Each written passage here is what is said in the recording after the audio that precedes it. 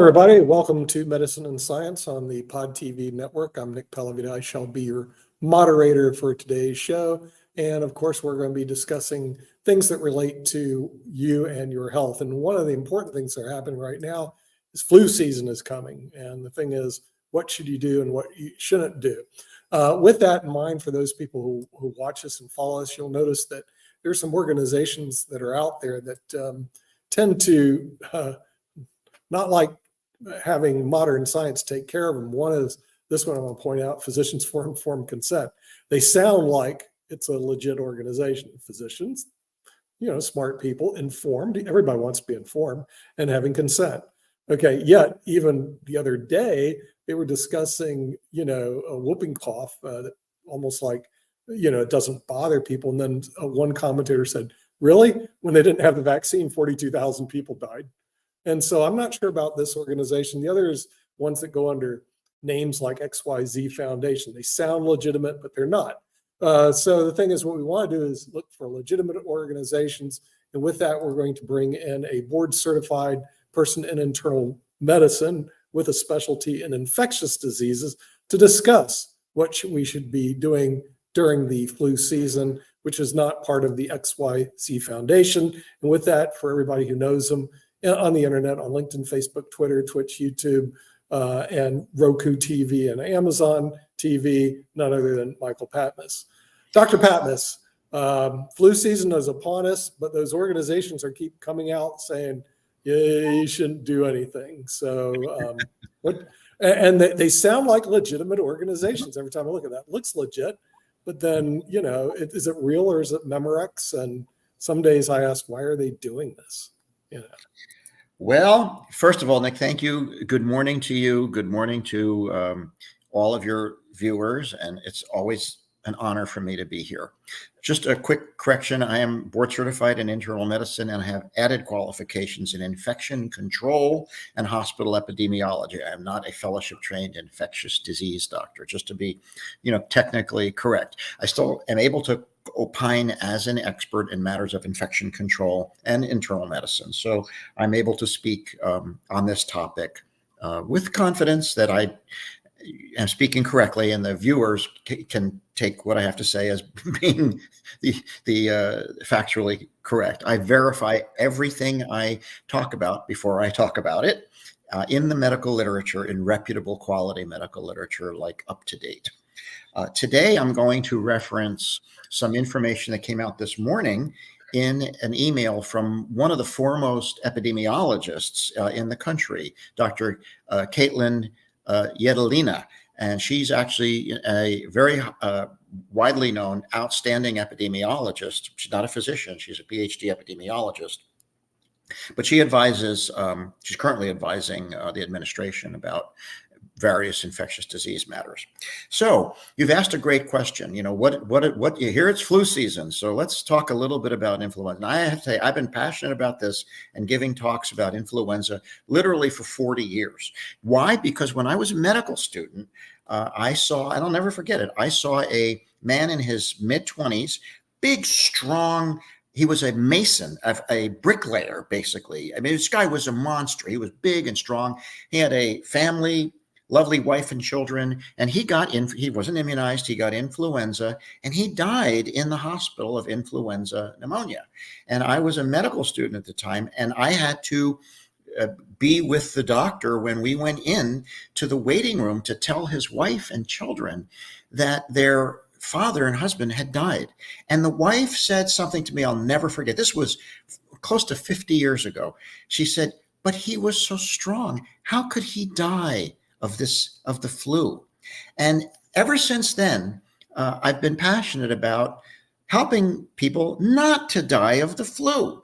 It's completely preventable. No one needs to die of the flu. Well, so let's talk a little bit about influenza. What is influenza? Influenza is a very specific infection due to a very specific virus. Now, that virus mutates like all viruses do, mutates rapidly and regularly. Every year, there's a new version of that influenza virus. And Influenza is not a head cold. A lot of people, including some doctors, confuse influenza with the common cold. Let me draw a distinction between the two. Influenza presents, you know how the common cold presents. You get a little scratchy sore throat. Next day, you get a runny nose. You blow your nose like crazy. You go through a box of Kleenex in a day, and you might get a little low-grade fever, maybe a little cough. And in about a week or 10 days, it all goes away. That's the common cold. Very few people die of the common cold, though some elderly people can. But that's the common cold. That's not influenza. Influenza doesn't have runny nose. It doesn't look anything like a head cold. What does it look like? With influenza, there are three characteristic presentations. Abrupt onset of fever. I mean abrupt. You feel fine at 8 o'clock. At 9 a.m., you've got a fever of 102.5. So abrupt onset of fever, profound malaise and prostration. What's that? You're just down. You cannot get up. This influenza gives you a high fever and knocks you down and puts you in bed. And then number 3 is intense myalgias. You feel like you just went 15 rounds with Mike Tyson. Everything is sore. That's influenza. Now, influenza can progress rapidly to pneumonia and give you viral pneumonia. And it can also set you up for a secondary bacterial infection, which is what most people actually die of when they die of the flu. They die of influenza pneumonia or secondary bacterial pneumonia. How many people die every year in the United States from influenza? Take a guess. How about like 20, 30, 40, sometimes 50,000 people every year in the United States die of influenza? Mostly elderly, sometimes in the young. Sometimes, like the patient I saw, big, healthy, strong 27-year-old guys die of influenza. So 50,000 doesn't sound like such a gigantic number unless it happens to be someone you love. Back in 1918, between 1918 and 1920, a very bad strain of flu called the Spanish flu killed 50 million people around the world. That was about 3 to 5% of the Earth's human population at that time. That was a devastating pandemic, killing literally 50 million people around the world. There were so many dead people in Philadelphia that winter. They had no place in the morgues to keep them, not enough coffins. And in the dead of winter, below freezing, they stacked corpses on the street corners in Philadelphia, waiting for horse and buggies to come and take them away, and trucks to take them away for burial. So influenza is a bad disease. It can kill a lot of people. Nobody needs to die of it. There's a very good vaccine that will prevent that almost entirely. So that's influenza. That's different than a head cold. We have some other respiratory infections that are out there. This is the time of year where respiratory infections increase. Why? Because kids go back to school and they start spreading it around, and then it goes from there to they bring these respiratory viruses home to their families. The influenza season starts every year around September, and it starts, interestingly, in Georgia. That's where it begins. Why the Southeast? Nobody knows exactly, but for some reason, the Southeast is where the flu season begins. You know, this is tracked. We know by week, by zip code, every single positive influenza test in the country. And a doctor can go on cdc.gov/flu and look at the flu view for the week and see exactly how many cases, how many deaths, how many hospitalizations. So we know. So it's just starting now. Up until just this week, there hasn't been any influenza activity. It's now showing up in the Southeast, and it will spread from the Southeast across the rest of the country. And you can expect that, 20, 30,000 people, Americans, will die of influenza this winter. What about vaccination? You cannot get the flu from the flu shot. The flu shot doesn't have viable influenza virus in it. You can't get the flu shot. You can't get influenza from the flu shot. What it will give you is it'll give you a little mild malaise, a little achiness. That's your immune system taking up the vaccine and learning. When you get a vaccination, it's like a little sample. It's like an hors d'oeuvre. It's like a little appetizer. It just gives your immune system a little taste of what that virus is like, so you can prepare for it. So you feel a little yucky, very minor, and then it's gone in a day or two. But now you're left with protection when your body's ready for the real thing when it shows up. You can't get influenza from the vaccination. People say, well, I got the vaccine and a week later I got this awful cold. Association does not prove causation. Here's a simple explanation for that. When do people get flu vaccines? In the fall. When do people get head colds? In the fall. You get a flu vaccine, you get a head cold, the two aren't connected. That's the time of year. If we gave the flu vaccine on July 3rd, people would say, oh my God, I got the flu vaccine on July 3rd, July 4th, there were fireworks. There must be a connection. No, you get the flu shot, you get a head cold a week later. That's not from the flu shot. That's a head cold. That's not influenza.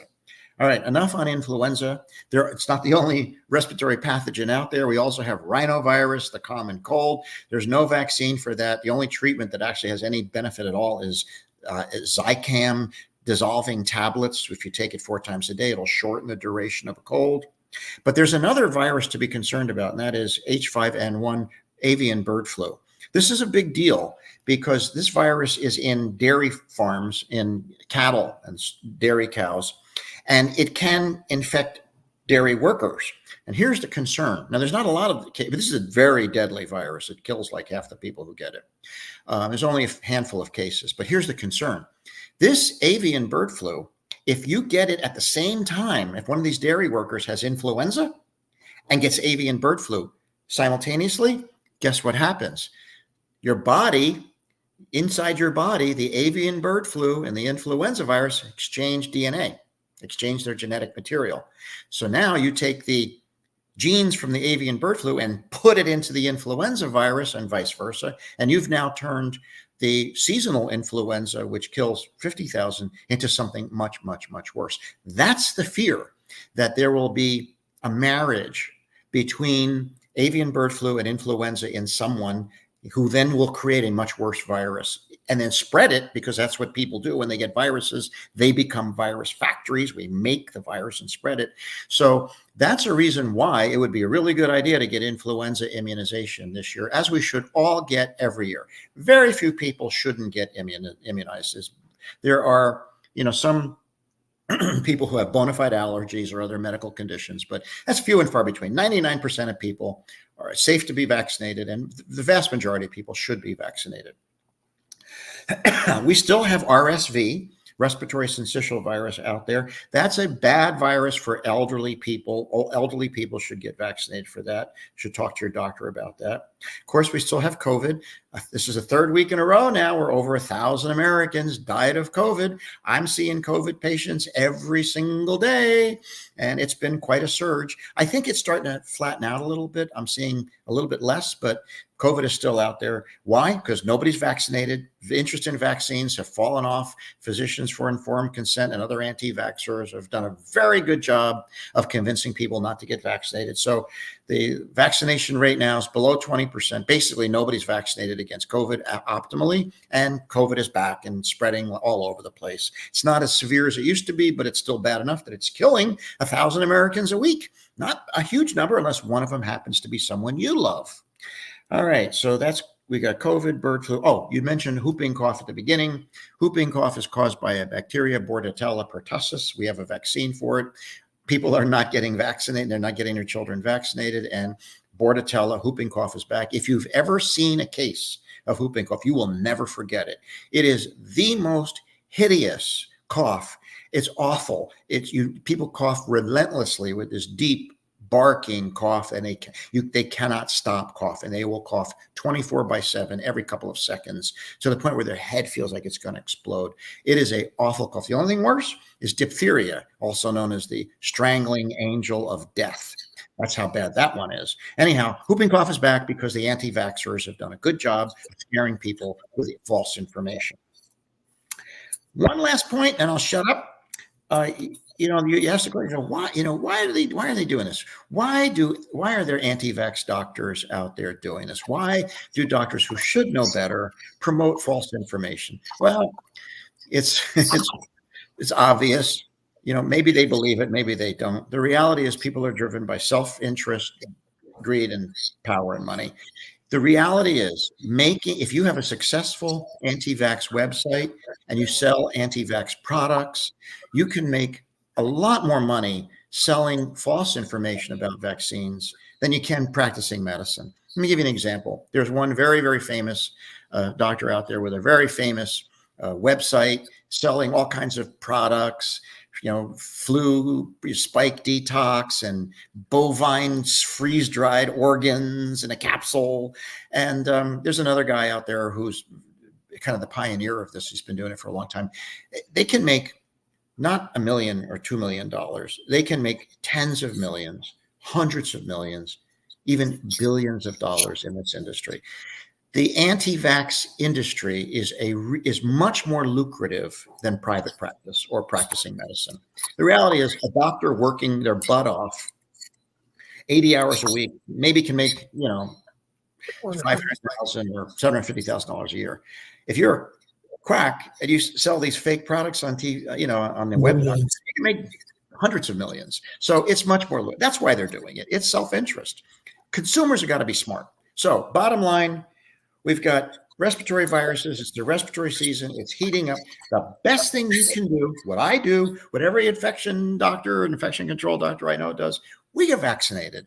I am going in 2 weeks or less than 2 weeks to my Kaiser Permanente doctor, and I'm going to get the updated COVID vaccination, number 8, and I'm going to get a flu vaccination and probably get an RSV vaccination as well.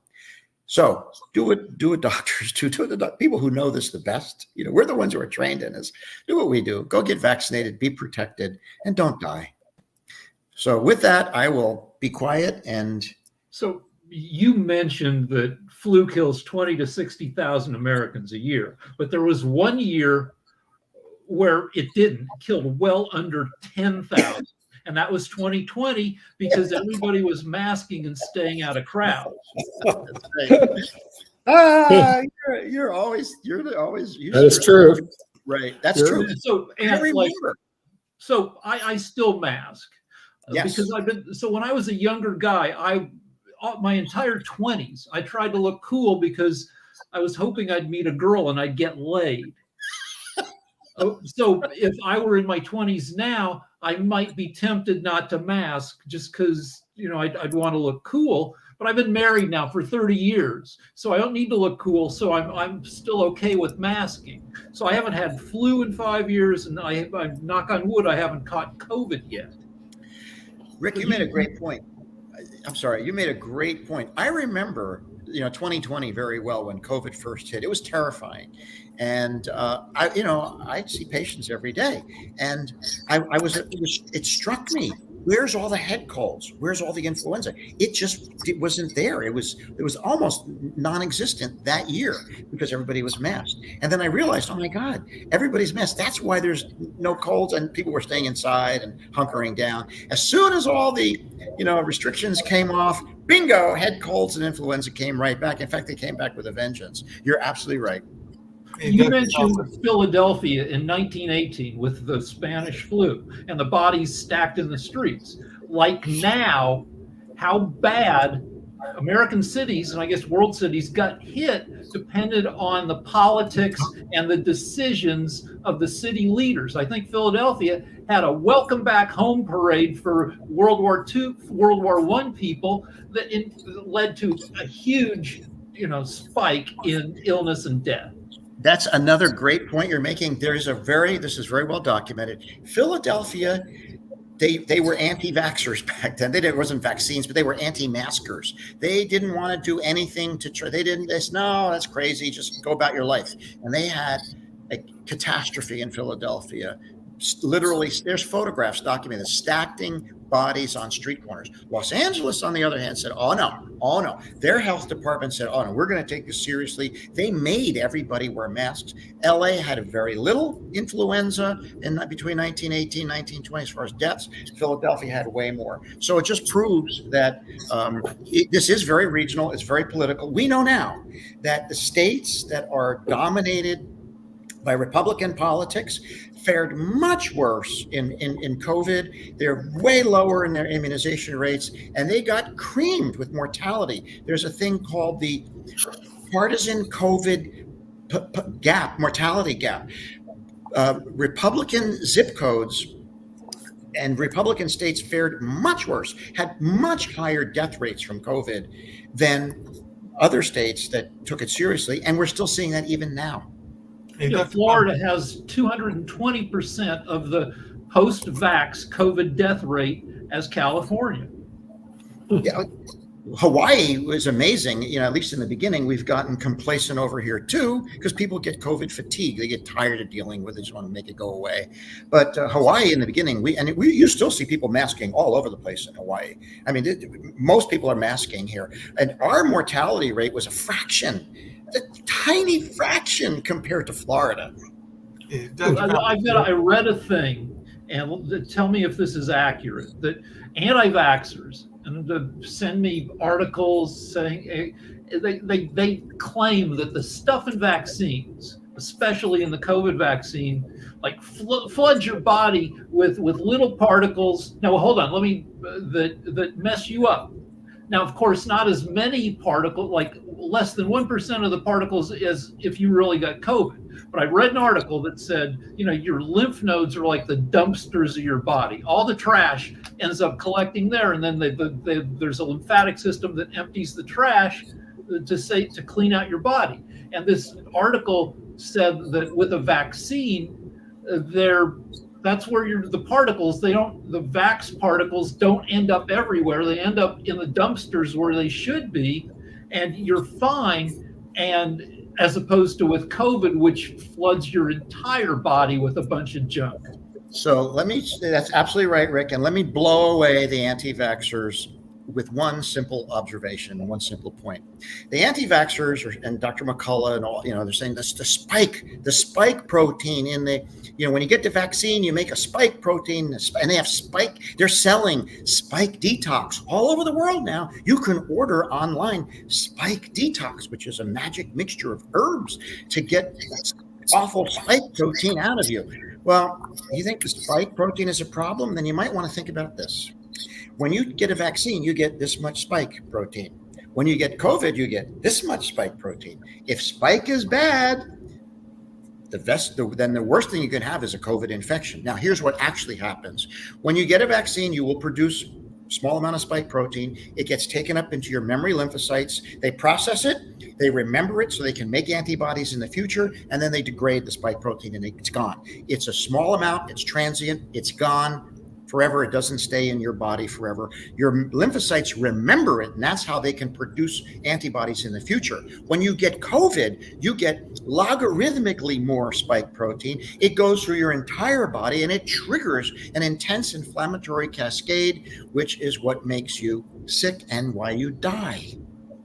Just really quickly, one of the things that I've been concerned about, I think I mentioned this to you before, Dr. Patmos and everything, but when I see people in the mask and everything, I don't know that we do a good job of knowing how to discard the mask and everything. Yeah. One of the things that I see oftentimes, even here in Durham, North Carolina, is a lot of masks that are laying on the floor, laying on the floors, and laying on the ground. And I'm wondering if that doesn't add to the problem, because while it is protecting you when you're wearing it, I don't know that it's necessarily protecting you when it's laying on the ground. So I just wanted your thoughts around this, because I don't know that we've done a good job of teaching people how to discard the mask. Yeah, that's a great point. You're absolutely right. You've been, think about it this way. Let's say you're a diabetic and you inject insulin. That needle is now a biohazard, and it has to be disposed of correctly in the red canister, and has to be taken to the hospital. You don't just throw it in the trash, right? Well, the same thing is true when you have a respiratory infection and you're wearing a mask. The pathogen, whatever it is now in the mask. Right. So now it may not be very viable for very long, but if you throw that mask later, that's a contaminated piece of biological material, or it's a piece of material contaminated with a biological entity, should be disposed of properly. And yeah, you're right. People don't dispose of masks correctly. And I have a drawer full of masks. I hoard them. I must have 100 unused masks in my bedroom, in my dresser. I guess I'm waiting for the next pandemic. I don't know. Dr. Patmos, why do people still die of the flu? There's flu vaccines available, and we still see the same mortality, 20 to 50,000, except for that 1 year when people stayed home.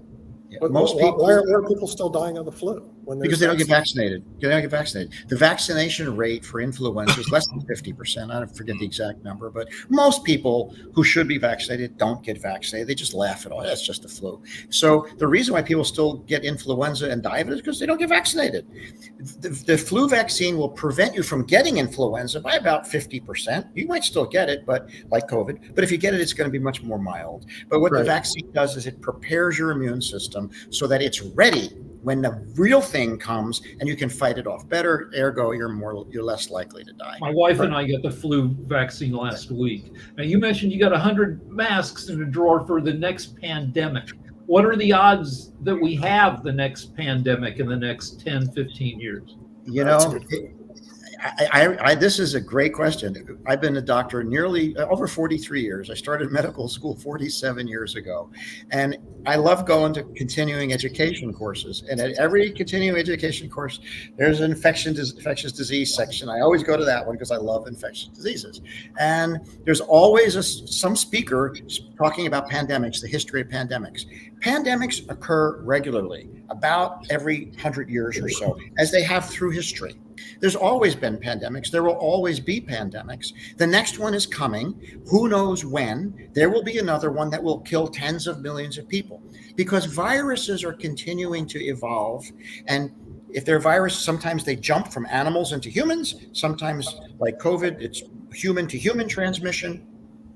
We're always making new viruses. There's more potential now because of more travel. Now, 500 years ago, people couldn't just go fly all around the world. Now you can be in Maui today and Boston tomorrow. So you're able to transmit things much better now. So the next pandemic is coming.